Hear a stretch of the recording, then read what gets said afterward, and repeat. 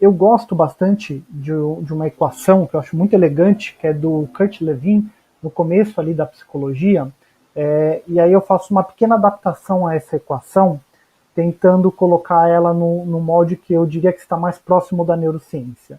Tá? Então, a ideia é que na evolução do entendimento do comportamento, pelos psicólogos ou mesmo pelos biólogos, né, que estão estudando ali a etologia, né, o comportamento comparativo, humanos e animais não humanos, a gente sempre teve essa leitura do que são comportamentos que têm uma base muito biológica e o que são comportamentos onde o ambiente tem uma base muito forte. E, obviamente, na neurociência a gente vai ver daqui a pouco que não tem tanto sentido essa divisão, né? O comportamento ele é biológico e é ambiental, mas alguns exemplos foram intrigando alguns pesquisadores ao longo do tempo. Eu gosto de alguns exemplos que eu vou tentar ser bem breve para otimizar o nosso tempo, mas, por exemplo, né, vamos supor que você vem aqui em São Paulo visitar o zoológico e você não gosta de animais presos, né, animais em cativeiro, enfim, então pouco gosta de zoológico. Então, você viu um leão lá no zoológico, ele cresceu lá, ele é um animal que sempre esteve ali no zoológico, né, chegou filhotinho, foi se desenvolvendo e crescendo, e aí você tem a brilhante ideia de sequestrar esse leão, levar ele para a savana africana e soltar ele lá, né, para que ele possa crescer com os pares dele. E a ideia de base é que um leão que cresceu em cativeiro até pode se adaptar, né, depois de adulto e viver no habitat natural dele, né? Mas a chance de sobrevivência sem nenhum tipo de trabalho de adaptação é muito pequena, porque ao longo do desenvolvimento dele, ele precisava ter alguns treinamentos, ele precisava desenvolver alguns comportamentos, que são comportamentos sociais, que permitissem que ele sobrevivesse, que ele conseguisse, né, caçar, se inserir nos meios sociais, enfim, né? Da mesma forma, né, então aqui a gente está falando de um comportamento com uma base ambiental importante. Né? Se você é alfabetizado, e se você é alfabetizado em português, é porque você passou por um processo formal ou informal, mas um processo social que te permitiu a aquisição desse conhecimento. Né? Por outro lado, se a gente olhar, existem alguns comportamentos que têm uma base biológica muito oriunda da espécie.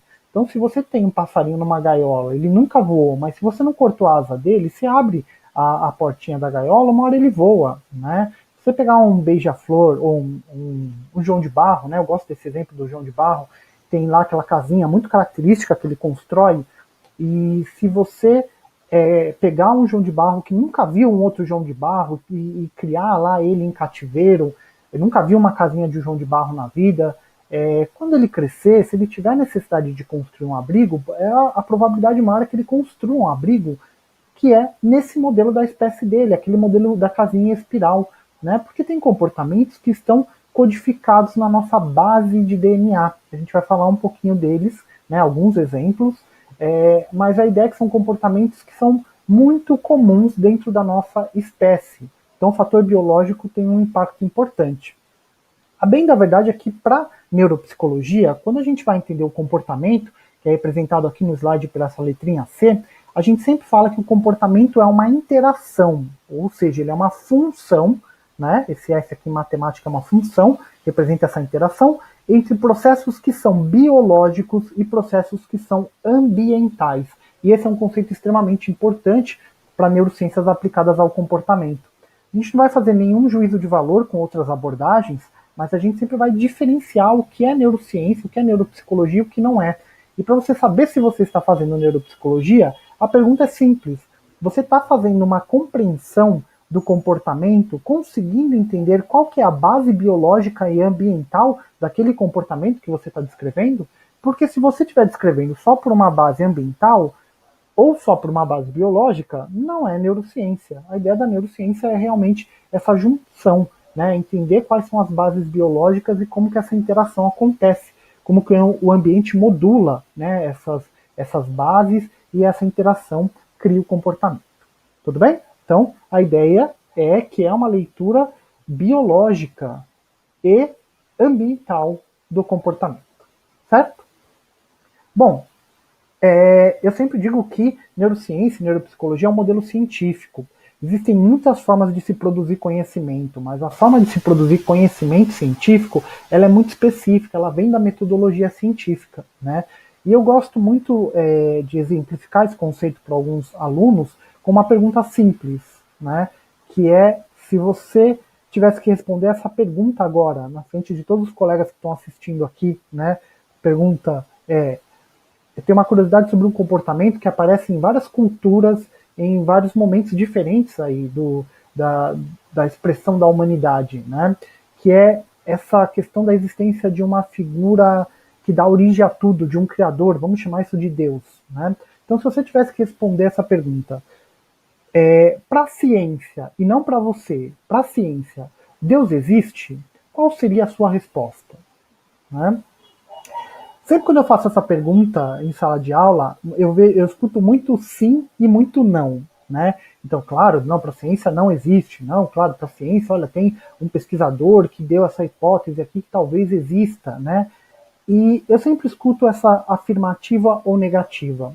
Quando, na verdade, né, o modelo científico é um modelo experimental. Se eu falar, se eu tiver uma hipótese aqui que você está doente, você parece que tem sintomas de H1N1, como que eu vou saber se você tem H1N1 mesmo? Né? É o médico que faz esse diagnóstico? Será? Né?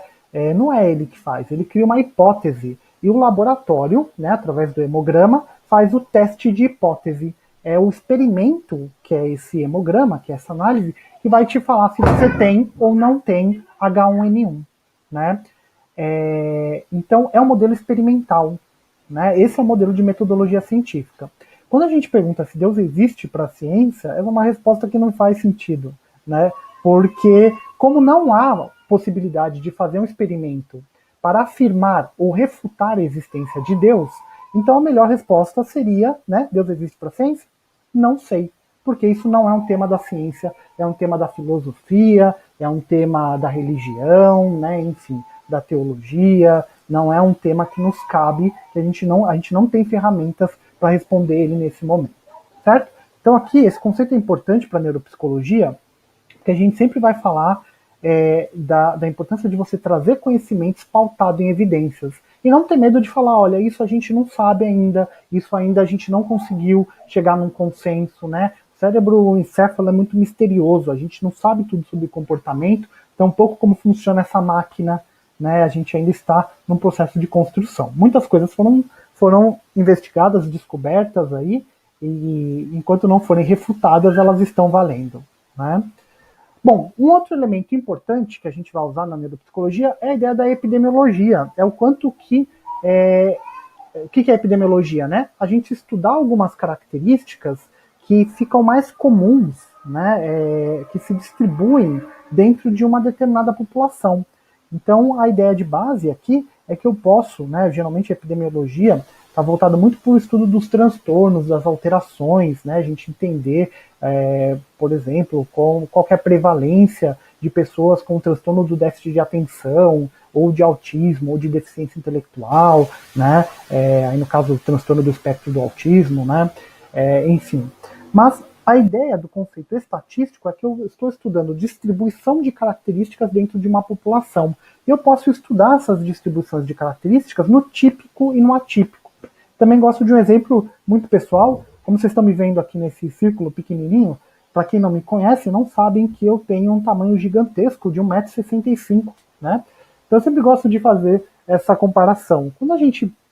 Se a gente fosse estudar estatura humana, né, de homens adultos, será que eu, Cristiano, com meu 1,65 m, sou um bom representante da média, né, da média brasileira, né? Nem vamos levar isso para o mundo, vamos pegar a média brasileira, né? E eu viajo muito pelo Senspeg e sempre falo que eu gosto muito de ir para o Nordeste porque eu me sinto tão em casa, é um lugar onde as coisas fazem sentido, as pessoas têm mais ou menos o meu tamanho, né? A maioria, né? A média.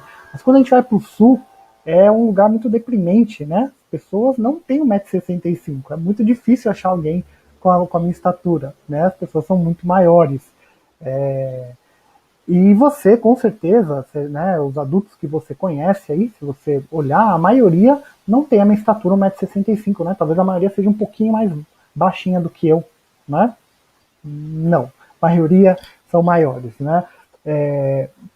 Então a ideia aqui é que eu posso estudar alguns padrões, por exemplo, característica de estatura, eu posso levar isso para funções, inclusive, né? Por exemplo, estudar padrão de atenção, padrão de memória, padrão cognitivo, padrão de desenvolvimento psicomotor. Eu posso partir para esse estudo das funções e entender como que ela se distribui na população, né? Para entender, na verdade, o quanto que a pessoa se encontra no que é típico, no que é mais comum para o desenvolvimento em uma determinada faixa etária, ou quanto que ela se distancia desse padrão, né, para os extremos. E ela pode ter, por exemplo, uma pessoa pode ter um padrão de memória muito fora do comum e ter uma super capacidade de memorização. Como ela pode ter uma memória tão vulnerável que ela está muito fora do que é esperado, né, para pessoas da idade dela. Então, esse é um estudo que está muito voltado para estatística e para epidemiologia. O neuropsicólogo faz isso para quê? Né? Então, também gosto de um exemplo aqui, que é o exemplo da epidemiologia, que é, imagina que a gente vai fazer um estudo, né, e a gente vai medir o tamanho de nariz de todo mundo, tá bom? E no final vocês vão chegar para mim e vão falar, Cris, olha, parabéns, você é pequenininho, mas você é bem narigudo, né? E a minha pergunta para você é, legal, agora, o que que isso me ajuda, o que que isso diz a meu respeito, né? Inclusive, ser narigudo não significa que eu respiro melhor do que quem tem o narizinho pequeno, né? Então, isso a gente chama de epidemiologia da estética, não serve para nada, serve para rotular as pessoas. Diferente de uma epidemiologia da funcionalidade, que é a epidemiologia que a gente quer usar aqui na neuropsicologia. Um oftalmo que fez um estudo sobre a acuidade visual viu, né, qual que é o padrão médio da nossa acuidade visual. Eu lembro que a primeira vez que eu fui no oftalmo, né, fazer um exame de rotina, assim, primeira vez não, né, mas uma das vezes, a primeira vez que eu saí de lá com óculos, né, com um diagnóstico, e me perguntou se eu lia, eu falei, não, eu leio bem, né, enfim, enxergo bem, não preciso de óculos, imagina. E quando ele me deu, né, colocou um dispositivo aqui, o mundo ficou em HD, as coisas ficaram muito melhores. E hoje eu percebo, né, o quanto que eu consigo ler, inclusive mais, sem ficar com dor de cabeça, e antes eu já não conseguia. Então, eu já estava com uma alteração e nem percebia. Quando ele me dá esse dispositivo aqui, que eu coloco, ele melhora o meu desempenho, a minha funcionalidade. Na neuropsicologia, a gente sempre atrela que quando eu melhoro a funcionalidade, eu melhoro o potencial para ter uma melhor qualidade de vida. Né? E isso é muito importante dentro da nossa área. Tudo bem? Demoramos um pouquinho aqui nesse quadro, mas eu acho que é um quadro importante aqui de conceito de base para entender a neuropsicologia. Tá?